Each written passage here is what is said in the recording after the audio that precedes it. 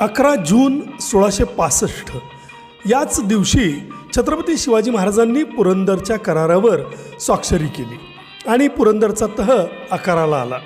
शाहिस्ते खानाची महाराजांनी बोटं छाटल्यानंतर चिडलेल्या औरंगजेबाने मिर्झाराजे जयसिंग यांना 80,000 स्वार देऊन आणि दिलेरखानासह पुरंदरच्या किल्ल्यावर हल्ला करण्यासाठी पाठवलं. तोफांच्या माऱ्यानं पुरंदर पडला आणि मुरारबाजीही धारातीर्थी पडले. हे ऐकल्यानंतर महाराज काळजीत पडले आणि आणखीन नुकसान नको म्हणून त्यांनी पुरंदरचा हा तह केला. या तहानुसार 23 किल्ले राजांनी मोगलांना दिले. त्याचबरोबर 4 लाख होन क्षेत्र बादशहाला दिलं.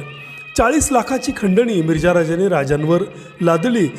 संभाजीराजांना बादशहाकडून 5,000ची मनसब मिळाली.